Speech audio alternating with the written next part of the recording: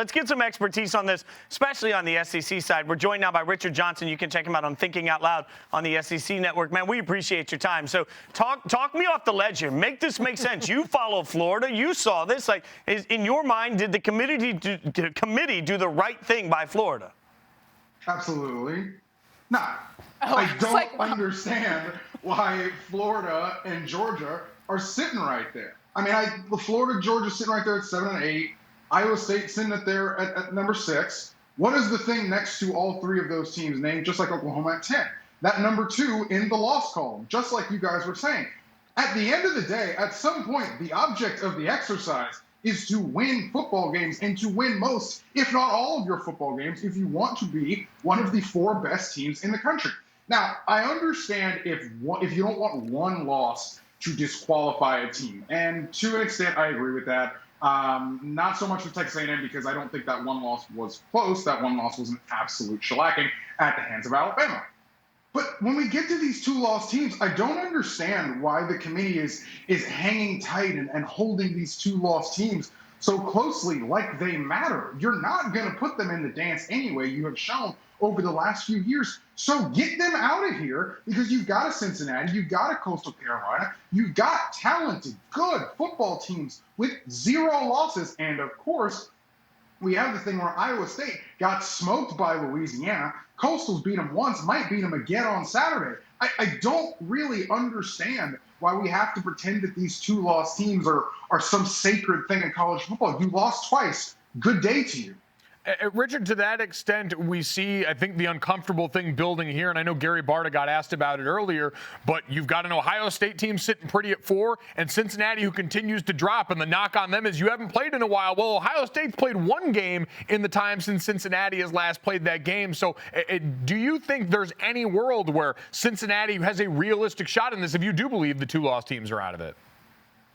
I mean, I don't think Cincinnati has a real shot in this because I don't think the committee is going to put a Cincinnati team in the playoff or, as we're seeing right now, very near the playoff. I don't disagree with this assumption that Ohio State runs under that they are one of the 4 best teams in the country. I mean, come on. It's an Ohio State team with more talent than basically anybody else, save maybe Clemson and Alabama.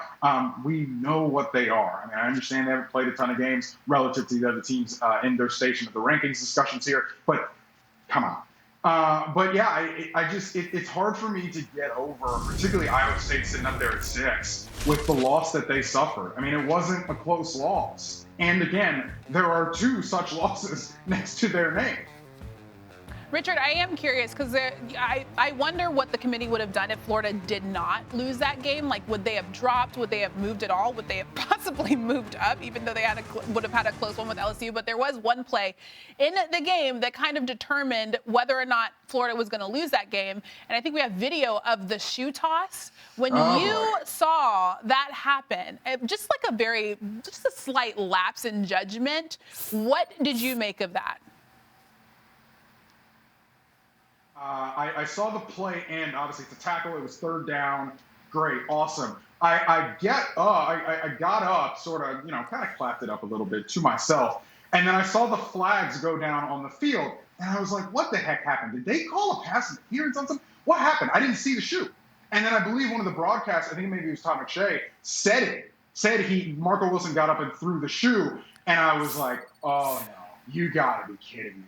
Look, at the end of the day, one bad decision by Marco Wilson is not what lost them that game. That loss was a layer cake of L. Kyle Pitts out. First drive of the game, you go down, you don't score on the doorstep of the goal line. 2 interceptions, a fumble late. LSU controls the game in the middle late. You don't have an effective run game, so you have to throw the ball in a cumulonimbus cloud. It was a joke. Florida put themselves in the position to have one thing swing the game out of their favor. Those are the facts that matter. It was a bad decision by Marco Wilson, but I don't do this thing where one thing loses you a football game. A lot of things lose you football games. Florida did not deserve to win that game by how they played, and as we've seen, one bad decision threw it out of their favor. So, Richard, real quick here, with the committee keeping them at 7, if they go in and do the unthinkable and beat Alabama in the SEC championship game, did the committee leave the door open to Florida finding their way back into the college football playoff? I don't think they're going to take Alabama out of the top 4. I think Alabama is going to stay. Maybe they move down to 4. But I don't think Alabama, because the thing is, Alabama can now turn around and say, oh, our loss to Florida was actually quality because Florida's in the top seventh. And, Florida may end something like 5th or 6th. Alabama can sit here and say, our loss was quality. It's funny how that works with SEC teams.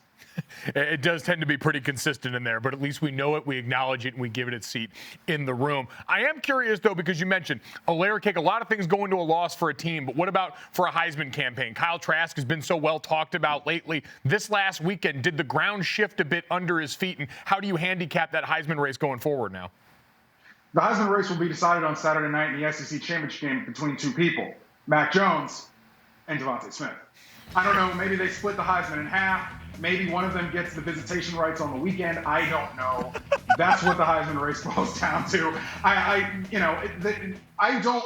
don't think a Heisman race is so much of a layer cake over the broad course of the season. I think a Heisman race is, okay, you do a lot stats-wise, and then it becomes a narrative thing at the end of the season as the season kind of comes to its tail end, the last quarter of it, so to speak. I do think Kyle Trask's performance or lack thereof, even though the stats were great, when you sort of look at it at face value, when you actually watch the game, I don't think Kyle Trask did enough to sort of stay in the Heisman discussion because they lost the game. The Heisman is sort of an inconsistently awarded award. But we've sort of seen if you are the most outstanding quarterback on a playoff caliber team, you're probably going to win it. But then you look at Mac Jones and you think, Mac Jones is great, really good quarterback, but Devontae Smith is just so, it's crazy how good this guy is and how much he undergirds a lot of Mac Jones' success. So, yeah, I think it's between Mac and Devontae. I think if Devontae Smith goes out there and has a great game on Saturday night, I think you're going to see the Heisman wins start to shift a little bit in his direction, more so than they are right now. Thank you for watching ESPN on YouTube. For live streaming sports and premium content, subscribe to ESPN+.